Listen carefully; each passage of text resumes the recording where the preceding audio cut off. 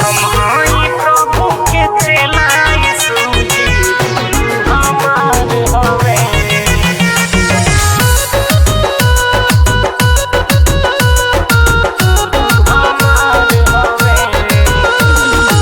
Music by Sabir Babu.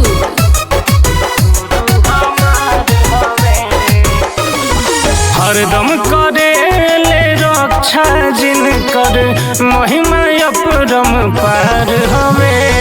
हम हई प्रभु के चेला यीशु जी गुरु हमार हवे। हम हई प्रभु के चेला यीशु जी गुरु हमार हवे। हरदम करे ले रक्षा जिनकर महिमा अपरम पार हवे। हम हई प्रभु के चेला यीशु जी गुरु हमार हवे। हम हई प्रभु के चेला यीशु जी गुरु हमार हवे। हम हई प्रभु के चेला यीशु जी गुरु हमार हवे।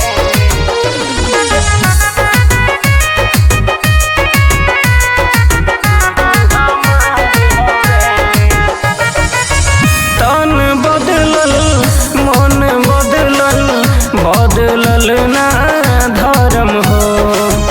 ओही सिखैले ओही बतैले करेला बढ़िया करम हो।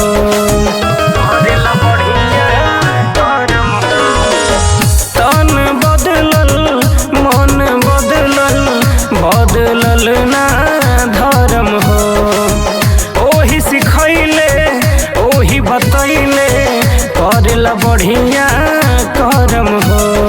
हमरा खातिर तो यह दुनिया में वही पूरा संसार हवे। हम हई प्रभु के चेला यीशु जी गुरु हमार हवे। हम हई प्रभु के चेला यीशु जी गुरु हमार हवे। हम हई प्रभु के चेला यीशु जी गुरु हमार हवे।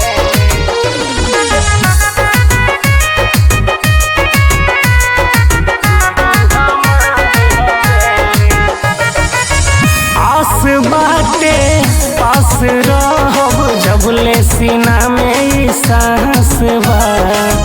साथ नहीं छुट्टी कबो रवि भारती के विश्वास बा।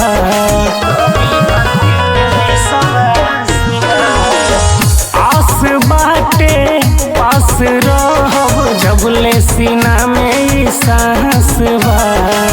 साथ नहीं छुट्टी कबो रवि भारती के विश्वास बा।